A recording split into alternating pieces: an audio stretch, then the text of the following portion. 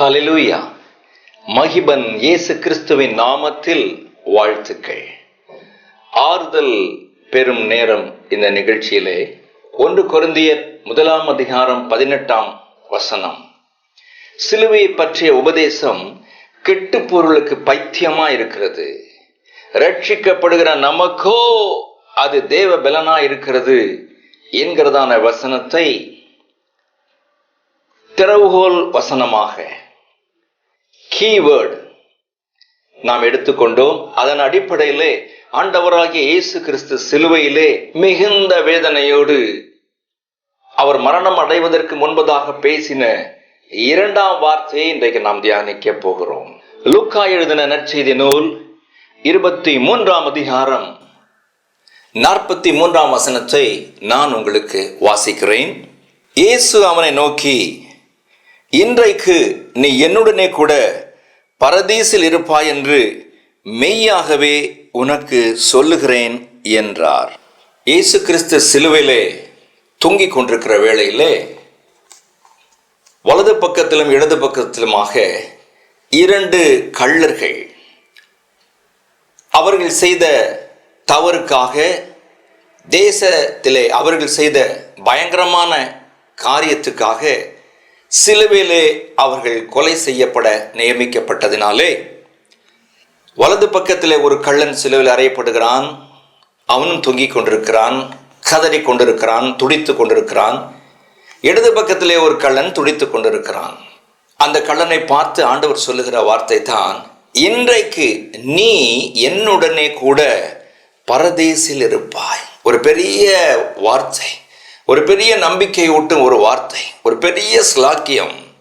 இதுவரையில் அவனுக்கு கிடைக்காத ஒரு பெரிய ஸ்லாக்கியம். ஒரு கள்ளனுக்கு, ஒரு தீவிரவாதிக்கு, ஒரு பயங்கரமான ஒரு குற்றவாளிக்கு, மன்னிக்க முடியாத பாவத்தை செய்த கொலையாளிக்கு ஆண்டவர் இன்றைக்கு, நாளைக்கல்ல இன்றைக்கு என்னுடனே கூட நீ பரதேசில் இருப்பாய் என்று சொல்லி அவனுக்கு வாக்கு கொடுக்கிறார்.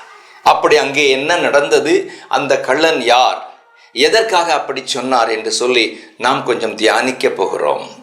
யோவான் எழுதின நற்செய்தி நூல் 6ஆம் அதிகாரம் 37ஆம் வசனத்திலே வாசிக்கிறோம், என்னிடத்தில் வருகிறவனை நான் புறம்பே தள்ளுவது இல்லை.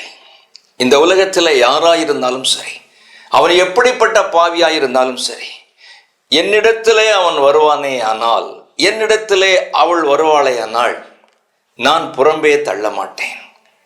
என்னோடு கூட சேர்த்து கொண்டு நான் எங்கே இருக்கிறேனோ அங்கே கொண்டு செல்வேன் என்பதுதான் ஆண்டவருடைய வார்த்தை.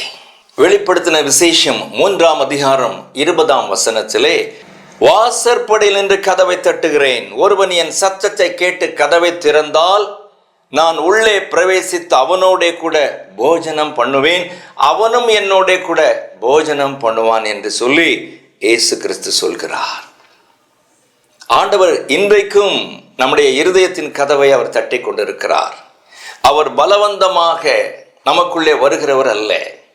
அவரை நோக்கி கூப்பிடும் பொழுது, விரும்பும் பொழுது, இதய கதவை திறந்து கொடுக்கும் பொழுது அவர் நமக்குள்ளே வருகிறார் என்று அந்த வசனம் சொல்கிறது. 1 தெசலோனிக்கேயர் 5ஆம் அதிகாரம் 9ஆம் வசனத்தை நான் வாசிக்கிறேன், கவனிங்கள். தேவன் நம்மை கோபாக்கினைக்கு என்று நியமிக்காமல் நம்முடைய கர்த்தராகிய இயேசு கிறிஸ்து மூலமாய் ரட்சிப்படைவதற்கென்றே நியமித்தார் என்று எழுதப்பட்டிருக்கிறது. தேவன் நம்மை கோபாக்கினைக்கு என்று நியமிக்கவில்லை. நம்முடைய வாழ்க்கையிலே நீங்களும் நானும் செய்த அக்கிரமங்கள், அநியாயங்கள், மீறுதல்கள், சாபங்கள், ஆக்கினைகள் எல்லாவற்றையும் ஆண்டவராகிய இயேசு கிறிஸ்து தன் மேலே எடுத்துக்கொண்டார். ஆகவே நம்மேல இருந்ததான கோபாக்கினை அங்கே நீங்கி போகிறது. நம்மேல் இருந்த கோபம், நமக்கு வர வேண்டிய தண்டனையை நீதிபரராகிய இயேசு கிறிஸ்து எடுத்துக்கொண்டதினாலே நமக்கு ஒரு பெரிய ரட்சிப்பு, விடுதலை உண்டாகிறது என்று அந்த வசனம் சொல்கிறது. அதுவரையிலும் அந்த கள்ளனுக்கு அது தெரியவில்லை. ஆனால் திடீரென்று அந்த கள்ளனை பார்த்து இயேசு கிறிஸ்து அந்த வார்த்தையை சொல்லுகிறார். அந்த பகுதியை நான் உங்களுக்கு கொஞ்சம் விளக்க விரும்புகிறேன், நன்றாய் கவனியுங்கள். ஒரு கள்ளன் ஆண்டவரை பார்த்து கேலி செய்கிறான், கிண்டல் செய்கிறான்.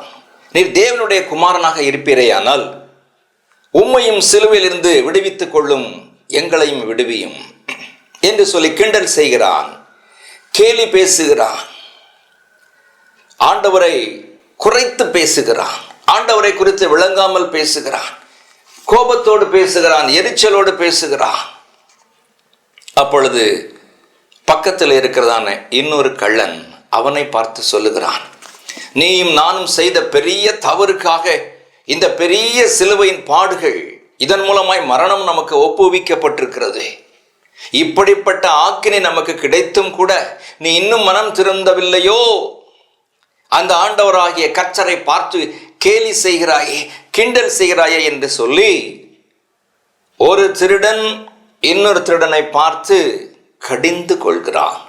கடிந்து கொள்வது மாத்திரமல்லாமல் ஆண்டவராகிய இயேசு கிறிஸ்துவை கர்த்தர் என்று அறிந்து அவர் பாவங்களை மன்னிக்கிறவர் என்றும் தம்மோடு கூட அழைத்து சென்று அந்த நித்தியத்திலே, அந்த மகிழ்ச்சியிலே, அந்த பரலோகத்திலே சேர்க்க வல்லவர் என்று அறிந்து அந்த கள்ளன் ஆண்டவரை நோக்கி பார்த்து இப்படி மன்றாடுகிறான், ஜெபிக்கிறான். லூக்கா எழுதின நற்செய்தி நூல் 23ஆம் அதிகாரம் 41ஆம் வசனம். நாமோ நியாயப்படி தண்டிக்கப்படுகிறோம், நாம் நடப்பித்தவைகளுக்கு தக்க பலனை அடைகிறோம். இவரோ, இந்த ஆண்டவராகிய இயேசு கிறிஸ்துவோ தகாதது ஒன்றையும் நடப்பிக்கவில்லையே என்று அவனை கடிந்து கொண்டு இயேசுவை நோக்கி, ஆண்டவரே, நீர் உம்முடைய ராஜ்யத்தில் வரும்போது அடியேனை நினைத்தருளும் என்று சொல்லி ஜெபிக்கிறான். எத்தனை வெளிப்பாடு பாருங்கள், எத்தனை வெளிப்பாடு பாருங்கள். முதலாவது, பாவங்களை மறைக்கிறவன் வாழ்வடைய மாட்டான் என்று வசனம் சொல்கிறது, வேதம் சொல்கிறது. ஆகவே அவன் சொல்கிறான், நான் ஒரு பாவி, நான் தவறு செய்திருக்கிறேன், நீயும் தவறு செய்திருக்கிறாய், ஆகவே நீயும் நானும் நியாயப்படி தண்டிக்கப்படுகிறோம் என்று அந்த கள்ளனை பார்த்து சொல்லுகிறான். அது மாத்திரமல்ல, இவ்வளவு தண்டனை பெற்றும் அந்த ஆண்டவருக்கு நீ பயப்படுகிறது இல்லையோ என்று சொல்லி அவன் மேலே கோபப்படுகிறான். அதே சமயத்தில் தன்னுடைய நிலைமையை உணர்ந்தவனாக ஆண்டவர் அவருடைய ராஜ்யத்துக்கு கடந்து போகிறார் என்று அறிந்து கொண்டான். எத்தனை வெளிப்பாடு! இந்த உலகத்தில் எத்தனை வருஷம் அவன் ஜீவித்தானோ தெரியாது, அவனுக்கு சுவிசேஷம் எங்கே அறிவிக்கப்பட்டதோ தெரியாது. ஆனால் ஆண்டவராகிய இயேசு கிறிஸ்து நீதிமான் என்று அவருடைய முகத்தை பார்த்து அறிந்து கொள்கிறான். அவர் தனக்காக மன்றாடாமல் அங்கே சுற்றி நிற்கிற ஜனங்களுக்காக அவர் வேதனையோடு பேசுகிற வார்த்தைகளை அவன் கவனிக்கிறான். அவர் நீதிபரர், பிதாவை நோக்கி விண்ணப்பம் செய்கிறார் என்று சொல்லி அறிந்து தன்னை ஒப்புவிக்கிறான். பரலோகம் இருக்கிறது என்று நம்புகிறான். ஆகவே தயவு செய்து என்னை நினைத்தருள், என் பாவங்களை மன்னித்து ஏற்றுக்கொள்ளும் என்று அவன் கெஞ்சும் பொழுது கர்த்தருடைய உள்ளம் உடைந்து போகிறது. ஆகவே அவர் பிதாவை நோக்கி பார்த்து உடனடியாக அடுத்த வினாடி அந்த கள்ளனுக்கு தைரியமாக நம்பிக்கை ஊட்டும் வார்த்தையை சொல்லுகிறார். இன்றைக்கு நாளைக்கு அல்ல, இன்றைக்கு நீ என்னோடு கூட. பாருங்கள், அண்ட சராசரங்களையும் படைத்த ஆண்டவர் எந்த இடத்துக்கு போகிறாரோ அவரோட கூட போகக்கூடிய பாக்கியத்தை அந்த கள்ளன் பெற்றுக்கொண்டான். இந்த நாளிலே இந்த ராஜ்யத்தின் சுவிசேஷம் உங்களுக்கு நேராக, எனக்கு நேராக வந்து கொண்டிருக்கிறதே. சிலுவையை பற்றிய இரண்டாவது உபதேசம் இது. எந்த ஒரு மனிதன் நான் பாவி என்று ஒத்துக்கொண்டு என்னை நினைத்தருளும், நீர் ஆண்டவர், நீர் பரலோகத்திலே வீற்றிருக்கிறீர் என்று ஏற்றுக்கொள்கிறானோ அவனை புறம்பே தள்ளாத ஆண்டவர் உங்களோடு பேசி கொண்டிருக்கிறார். ஒரு கள்ளன் நல்ல வாய்ப்பு கிடைத்து அவன் தன் வாழ்க்கையை நஷ்டப்படுத்தி கொண்டு நித்திய நரகத்துக்கு நேராக, அக்கினியும் கந்தகமும் எரிகிற கடலுக்கு நேராக தானே தன் வாழ்க்கையை நஷ்டப்படுத்தி விட்டான். ஆனால் இன்னொரு கள்ளன் அப்படி அல்ல. இந்த நாளிலே நம்மை அர்ப்பணிக்கலாமா? ஸ்தோத்திரம் அப்பா, கிருபை நல்ல ஆண்டவரே, அருமையான இந்த வேலைக்காக நாங்கள் உமக்கு நன்றி செலுத்துகிறோம். வாழ்க்கையின் கடைசி நேரத்தில் மரணம் தன்னை சந்திக்கிற வேளையிலே ஒரு கள்ளன் உம்மை ஏற்றுக்கொண்டான், பாவங்களை அறிக்கை செய்தான், அவன் ஆசீர்வதிக்கப்பட்டான். இன்னொரு கள்ளனோ அவனுக்கு வாய்ப்பு கொடுத்தும் அவன் கேலி செய்ததினாலே, கர்த்தருக்கு பயப்படாமல் நிராகரித்ததினாலே அவன் நரக ஆக்கினைக்கு உட்பட்டான். இந்த நாளிலே எங்களுக்கு நேராய் புறப்பட்டு வருகிற இந்த வார்த்தைகளுக்கு, கர்த்தருடைய வசனங்களுக்கு எங்களை ஒப்புக் கொடுக்கிறோம். சிலுவை பற்றி இந்த உபதேசம் ரட்சிக்கப்படுகிற எங்களுக்கு தேவ பலனாய் அமைவதாக. இந்த நிகழ்ச்சியை பார்த்து கொண்டிருக்கிற உம்மிடத்திலே மன்னிப்பு கேட்டு அந்த நித்தியத்துக்கு வர விரும்புகிற ஒவ்வொருவரையும் நினைத்தருளும். என் மார்போடு அனைத்து ஆசீர்வதியும். இயேசு கிறிஸ்துவின் நாமத்தில் ஜெபிக்கிறோம் ஜீவனுள்ள எங்கள் நல்ல பிதாவே. ஆமேன், ஆமேன். கர்த்தர் உங்களை ஆசீர்வதிப்பாராக.